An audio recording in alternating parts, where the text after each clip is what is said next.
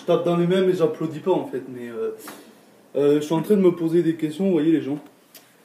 Donc bonjour à tous et à toutes, bien évidemment. En premier lieu, je suis de retour, mais bon, je n'ai pas cette vidéo comme avant. Donc si à chaque fois je dis, parce que j'ai pas sorti de vidéo 2 mois à peu près, je suis de retour et j'ai pas fini. Voilà. Donc voilà, vous me comprenez. Mais bon, j'ai pas forcément le temps de faire des vidéos. Donc voilà. Mais je voulais quand même faire cette vidéo review d'Ali Nessel et en plus je voulais pas forcément faire la vidéo. Donc j'ai pas fait la vidéo pronostic au fait parce qu'il y avait que 4 matchs annoncés. Enfin voilà, ça servait à rien. Et d'ailleurs les autres matchs ont été annoncés carrément dans le pay-per-view. Il y a des matchs qui servaient complètement à rien. Chad Gable, King Corbin, tout. Ça servait à rien.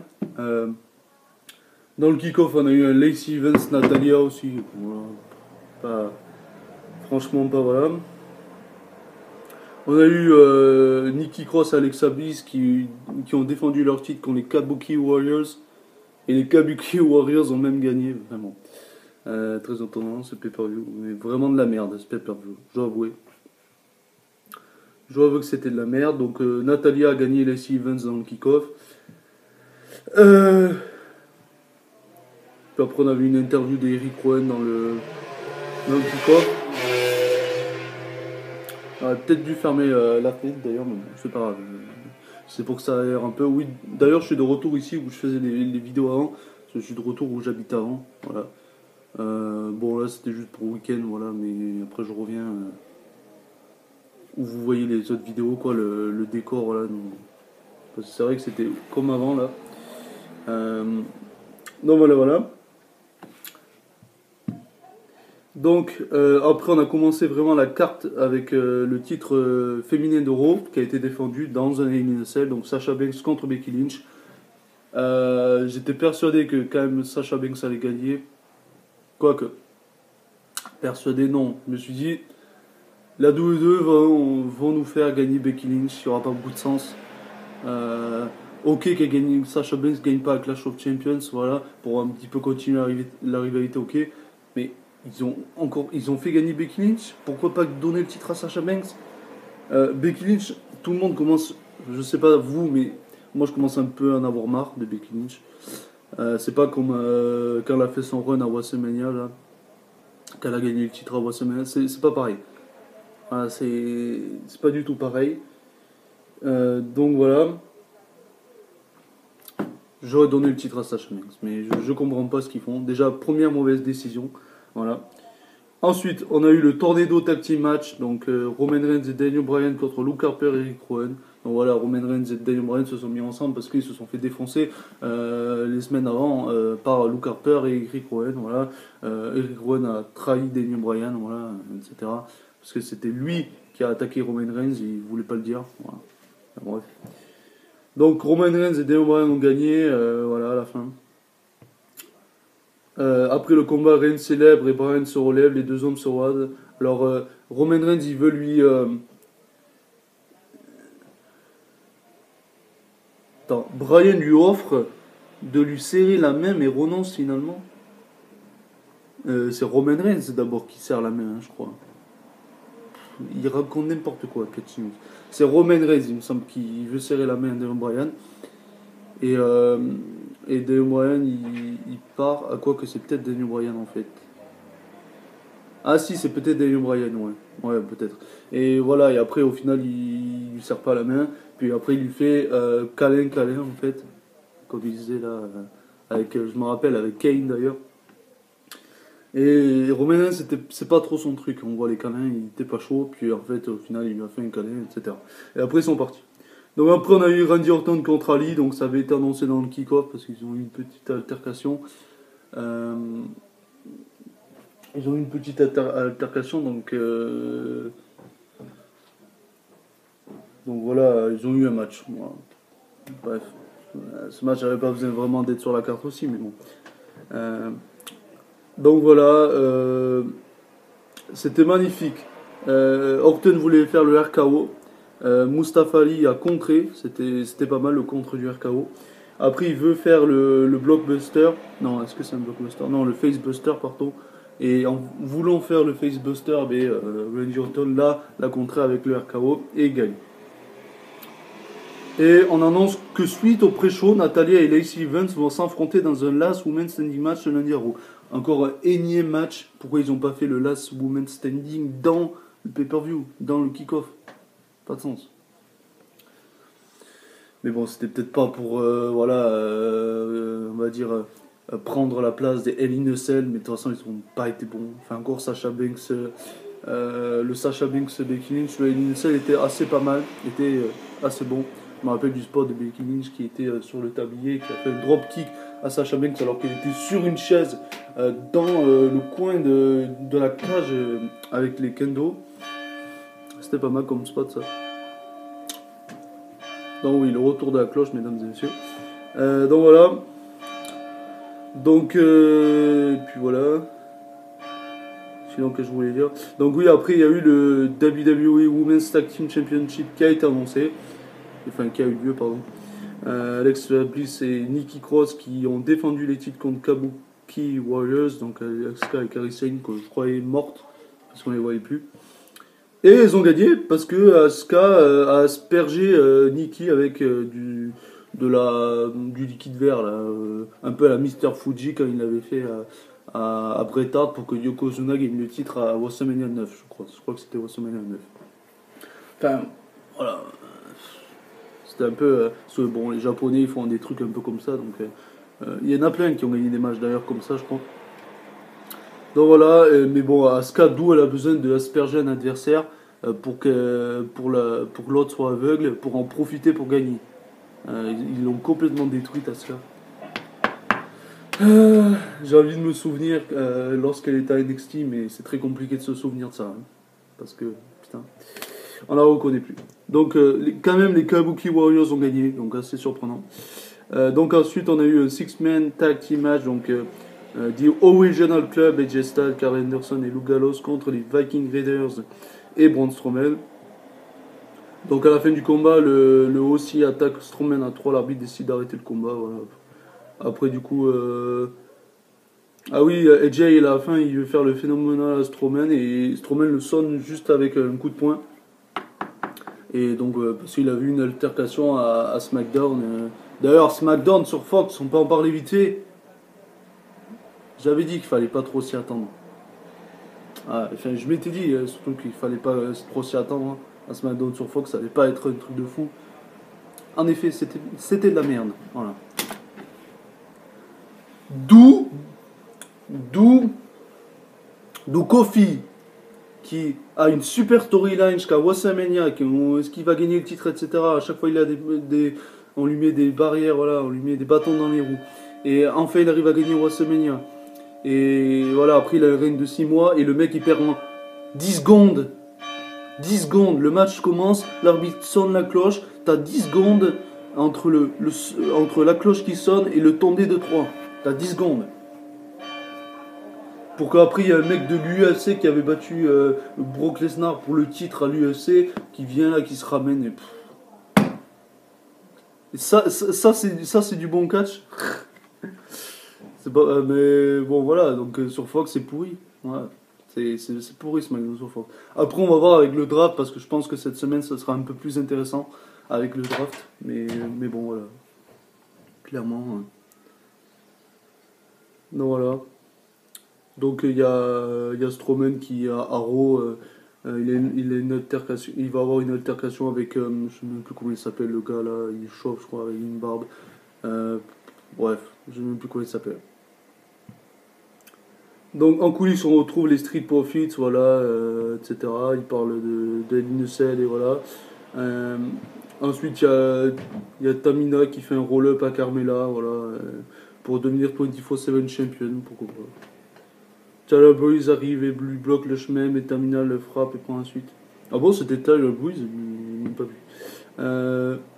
Voilà, après il y a le match King Corbin contre Chad Gable, voilà. Et avant, il y a Corbin qui prend le micro, qui dit il faudrait qu'on appelle Chad Gable Shoddy Gable parce qu'il est petit, etc. Bon, bref. Et Chad Gable, ou Shoddy Gable, voilà, qui gagne, qui bat Corbin. Voilà. Donc il s'est un peu vengé. de l'humiliation que lui a fait Corbin après, lorsqu'il s'était affronté pour le King of the Ring. Voilà. Ensuite, Tamina marche, voilà. Il y a Carmella qui la surprend et trouve qui fait le tomber sur Tamina et qui devient, il l'a dit, je crois, Michael Cole, 20 fois 24/7 champion. Donc le mec a battu le règne de Ric Flair quand même, en termes de titres. Pas de titres mondiaux, mais. Ouais, c'est pas un titre mondiaux. Mais 20 titres. Ensuite, on a eu le match pour le titre féminin de SmackDown en Charlotte Flair, Bayley, un énième match. Et ils ont fait gagner Charlotte Flair, qui est 10 fois champion. J'ai pas envie de plus en parler par rapport à ça. Et Bayley qui pète un câble à la fin, voilà. Et après, elle pleure, voilà. Bon, bref. Après, il y a eu une interview avec Chad Gable, voilà. Et après, on a eu le Hell in a Cell match pour le titre universel. Donc oui, la vidéo sera courte, mais bon. Bon voilà, j'ai pas forcément grand chose à dire. J'ai pas trop envie de parler de ce pay-per-view, mais j'ai voulu quand même faire une vidéo pour vous donner quand même mes réactions quand même sur le main event et sur la Fox, etc. Voilà, parce que j'avais dit que je ferais une vidéo, mais j'ai pas pu. Donc autant faire tout là-dessus. Donc voilà, Seth Rollins contre The Fiend, Bray Wyatt. Donc le combat commence et Rollins le frappe, mais Wyatt ne bouge pas. Rollins décide d'aller chercher un cadeau, mais Wyatt ne bouge toujours pas. Wyatt prend le contrôle du combat. À la fin du combat, Rollins fait un frog splash à Wyatt à travers une table, mais le Fiend se relève directement. Rollins lui fait... Pardon, c'était la batterie qui était faible, 10%. Bon voilà, ça devrait le faire jusqu'à la fin de la vidéo. Donc, Wyatt attrape Rollins, il lui fait un Sister Abigail pour lui faire le tomber, mais Rollins se dégage. Wyatt craque le cou de Rollins et le lance en bas du ring. Wyatt va chercher sa grosse masse et charge Rollins contre la cage avec. Rollins le repousse finalement avec 3 super kings et un stomp. Il a enchaîné les curb stomp. Le mec, il a dû en faire presque une vingtaine, peut-être pas une vingtaine, mais il en a fait au moins une 10. Et c'était horrible. Le mec, il faisait que des stomps. On aurait dit qu'il avait que ça, Seth Rollins sans prise. Et j'avais peur qu'il fasse perdre Bray Wyatt. Parce que le mec, il a, en fait, ces dernières semaines, il a attaqué Rollins d'ailleurs à tous les shows. Voilà. Donc, quand tu l'as vu à Hell in a Cell, là, Bray Wyatt, fin de Fiend, t'étais pas vraiment content parce que tu l'avais déjà vu 45 fois avant, en fait. Donc, c'était pas comme à SummerSlam, quoi, que tu le voyais, voilà, pour la première fois. Hein. Même s'il avait attaqué Finn Balor avant, mais il avait fait qu'une apparition. Là, il a fait 45 apparitions avant. Donc, c'était... En fait, au initial, c'était cool, ok, mais voilà, on s'en foutait un peu de le voir, en fait. Voilà. Même un personnage comme ça, ils arrivent à le... Voilà. Mais bon, le match, là encore, le match n'avait pas commencé. Donc voilà, il a fait que des curb stomp. Après, il lui a mis une chaise sur la tête. Il le frappe avec une échelle sur la tête, mais il résiste à deux. Ensuite, il se dégage de Wyatt. Rollins va chercher un coffre à outils, il met l'échelle et la chaise sur la tête de Wyatt et enchaîne les coups de coffre sur sa tête. Rollins va chercher une masse, mais l'arbitre veut le convaincre d'arrêter comme le démon ne bouge plus. Et il lui a dit que s'il le faisait, il allait le disqualifier. Rollins le frappe quand même avec la masse et l'arbitre arrête le combat. No contest. Un no contest. C'est un putain d'Hell in a Cell. D'où tu finis un match comme ça dans un Hell in a Cell. Mais pour vous dire, je préfère largement ça, voilà, que de voir faire que Bray Wyatt perdre. Voilà. Que Bray Wyatt perdre. Bray Wyatt n'a pas forcément, enfin de Fiend n'a pas forcément besoin d'un titre, voilà, parce que son personnage voilà quelque chose, il n'a pas besoin d'un titre. C'est en dessous de cette porte qui claque. Bon, de toute façon, la vidéo va pas tarder à terminer. Donc voilà. Après, sinon. Mais bon, voilà, je préfère ça que Bray Wyatt perdre. Voilà. Donc, c'est pas plus mal. Mais bon, c'est une celle qui finit avec un no contest. Et voilà. Et on en parle, en fait, une chose que j'ai pas parlé. Pourquoi ? Parce que, ok, Bray Wyatt a fait son entrée avec un éclairage rouge, là. Mais pourquoi ils ont laissé l'éclairage rouge tout le match ? avec la cage qui est rouge, avec l'éclairage, je pense que les gens qui étaient là-bas, ils devaient rien voir. Parce que c'est... Pourquoi ils ont laissé l'éclairage rouge tout le match? Parce qu'il y avait The Fiend et que c'est le démon de Fiend. Je sais pas qu'est-ce qu'ils voulaient faire, mais bref. C'était assez dégueulasse de mettre cet éclairage, mais bon, pourquoi. Donc voilà, ça finit avec un no contest. Donc après le combat, un groupe d'officiels arrive pour repousser Rollins.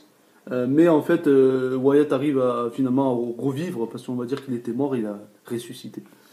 Donc voilà, donc il a attaqué Rollins avec un Madema Crow. Wyatt l'amène en bas du ring, il lui fait un Sister Abigail. Wyatt retire le coussin du sol et lui fait un autre Sister Abigail. Wyatt enchaîne avec son Madema Crow encore, alors que Rollins crache du sang. Le show se termine avec Wyatt qui disparaît dans la noirceur. Bon, voilà. Donc ils n'ont pas fait gagner le titre à Wyatt, fin de film. Mais voilà, ça finit avec un no contest. C'était horrible ce pay-per-view. Voilà, bon bref, à voir les prochaines semaines, mais vraiment, je voulais pas vraiment parler de ce pay-per-view, mais bon, je me suis dit, je vais faire la vidéo quand même. Donc voilà, pour vous donner quand même mes avis et sur Fox, voilà ce qui s'était passé à Fox. Et on va un peu parler aussi de la All Elite Wrestling, qui était vraiment un très bon show. Le premier qui a eu lieu mercredi, le show de la All Elite qui s'appelle All Elite Wrestling Dynamite, voilà. Vraiment bon show, voilà, de la All Elite. Pour le premier. Et le NXT également était très très bon d'ailleurs. Le Matt Riddle Adam Cole, magnifique. Vraiment magnifique. Incroyable, rien à dire. Candice LeRae, il y a eu Candice LeRae, Shayna Baszler. Pourquoi ils n'ont pas fait gagner Candice LeRae? Voilà, Shayna Baszler, il faudrait peut-être qu'elle lâche le titre. Ok, c'est bien d'avoir une championne qui a un grand règne comme ça, parce que quand elle perdra le titre, voilà. Mais bon, le titre, elle a déjà perdu une fois contre Kairi Sane. Je sais pas. Après, ils lui ont refilé. Moi, je trouve qu'il faudrait qu'il lui enlève le titre parce qu'elle bloque en fait des superstars comme Candice LeRae qui peut gagner le titre et ça peut être intéressant. Et Shayna Baszler devrait aller au main roster, mais bon. Enfin, s'ils ont quelque chose à faire avec elle, parce que s'ils ont rien à faire, autant qu'elle reste à NXT. Donc voilà, je vous ai parlé un peu de SmackDown sur Fox qui n'était pas un truc de fou. Kofi Kingston qui perd après 6 mois de règne en 10 secondes, voilà, bon bref. Le Rock qui était à SmackDown, voilà, avec Becky Lynch pour ouvrir le show, pour foutre sur la gueule de Corbin, enfin voilà, bref.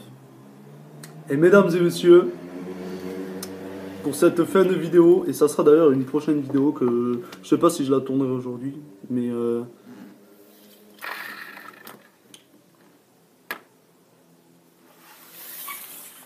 je sais pas si vous allez voir.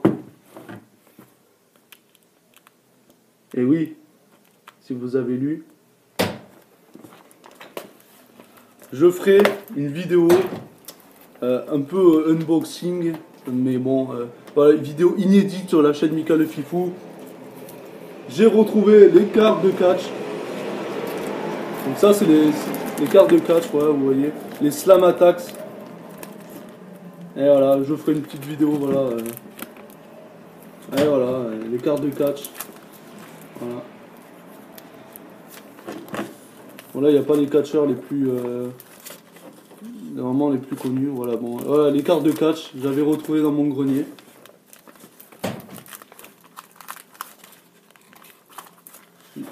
Ouais, je cherchais des trucs dans mon grenier hier et j'ai trouvé ces cartes de catch. Voilà. Et puis voilà, voilà. Donc je ferai une vidéo voilà, où je vous montre toutes les cartes de catch. Voilà. Ça c'est la bonne vieille époque 2008-2009. Donc voilà. Quand c'était un gros boom du catch en France. Donc voilà pour ça. Donc voilà pour cette vidéo. La vidéo qui arrivera après, ça sera les cartes de catch. Je ne sais pas par contre quand elle sortira, mais je vous dis qu'elle y sera cette vidéo. Voilà. Donc en tous les cas, n'hésitez pas à mettre un pouce bleu si vous avez aimé la vidéo. On se retrouve très très bientôt les gens pour de prochaines vidéos. Ciao ciao, bye bye.